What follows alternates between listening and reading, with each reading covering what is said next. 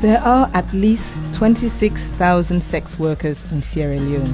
Their journeys into sex work vary, but what they do have in common is a life characterized by poverty, loss, and abuse. These are their stories.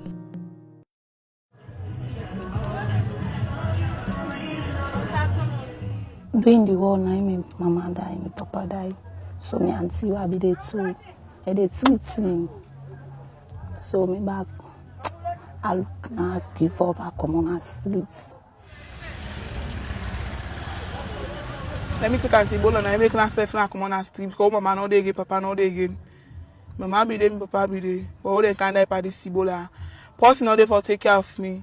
A lot of these women come from poor backgrounds. A lot of them have lost their parents. A lot of them through the war that enraged through Sierra Leone in 1991 up to 2001. And then again with Ebola in 2014 to 2015. A lot of them lost their parents and they didn't have family members who were willing to take care of them. So a lot of them have gone onto the streets because of that. Struggling to take care of themselves, many of these girls took to the streets when they were still underage. 15 years of age, during the war, January 6, whole people and I died.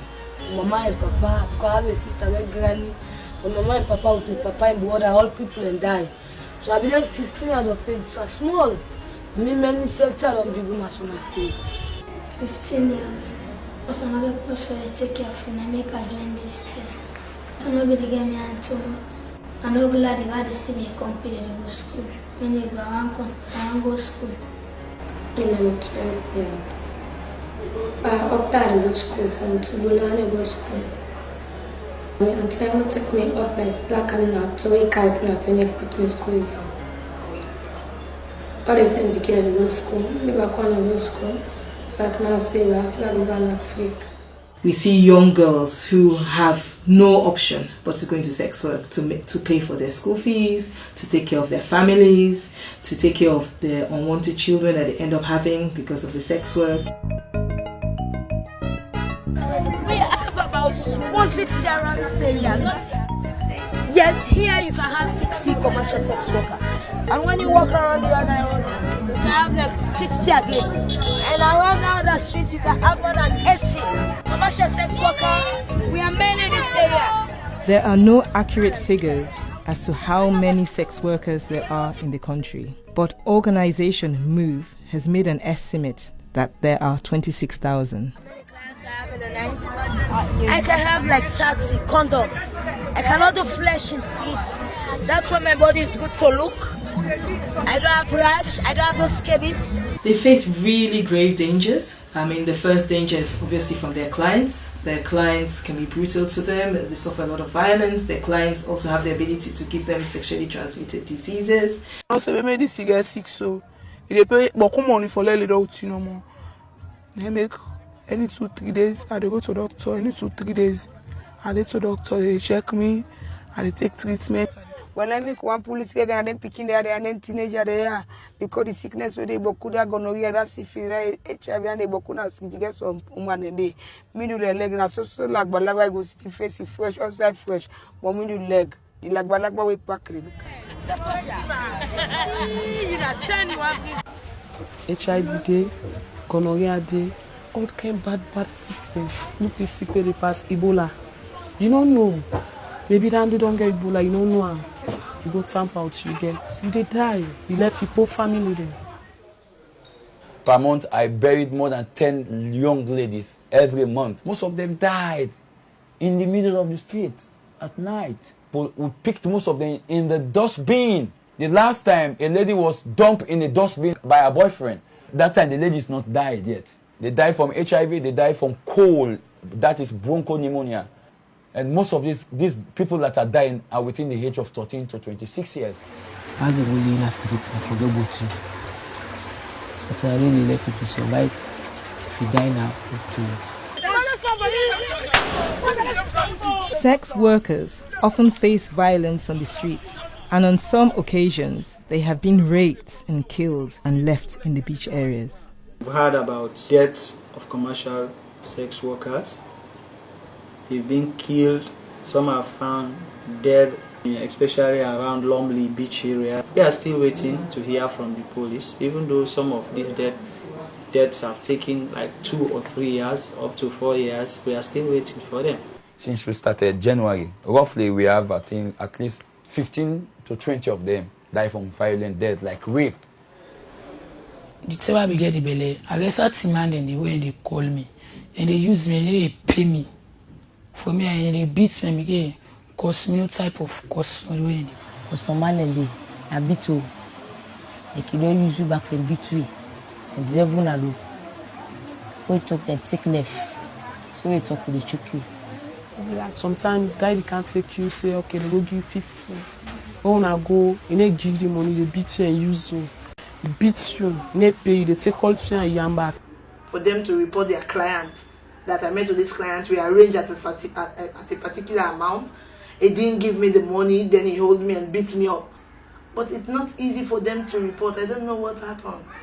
I think they undergo the beating. However, these women cannot rely on the police for protection and are often targets for police abuse.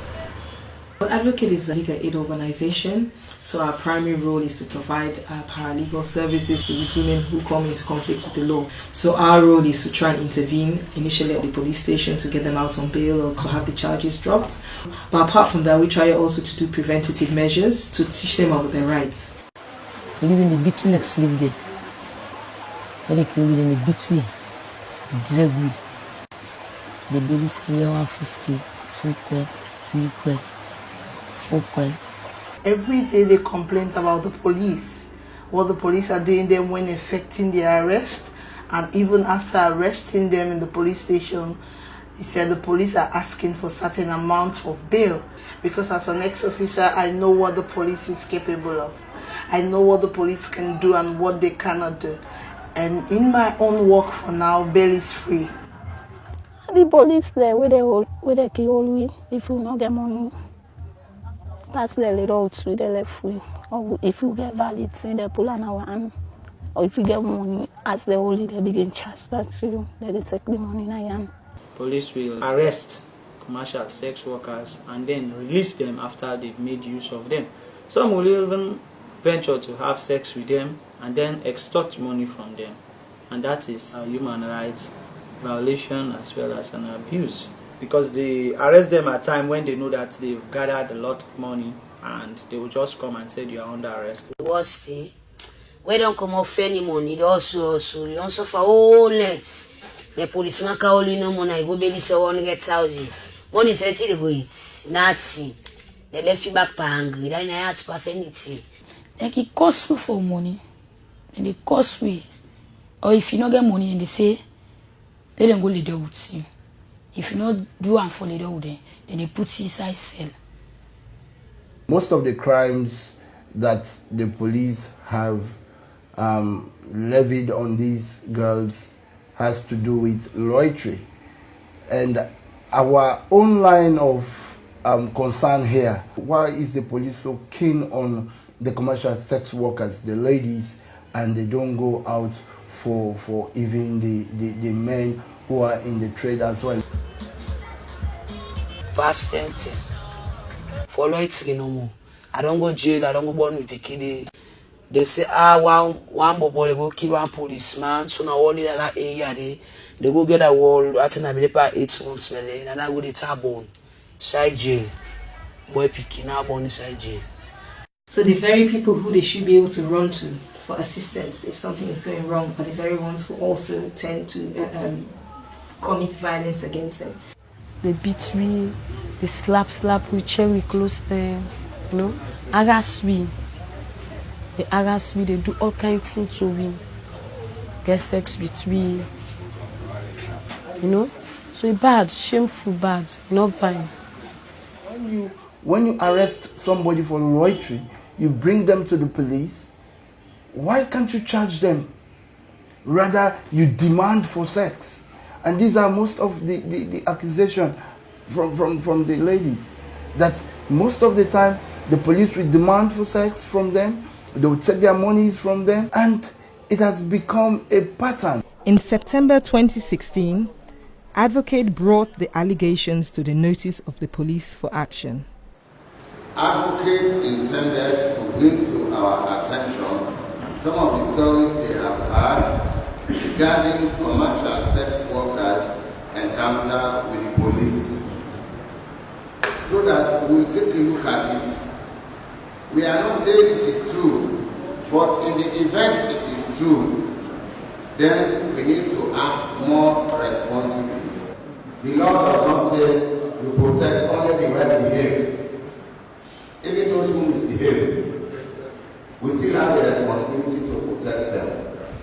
Thank you very much. In as much as the Inspector General of Police has said, what we have said are just mere allegations, there's no evidence, that they will look into these allegations and do something about it. Because when people say something over and over again, it means there's some truth there. We need further consultation with the police, and we engage, we map out strategies how to minimize it and handle it in such a way that nobody is being abused, that nobody's rights is being violated.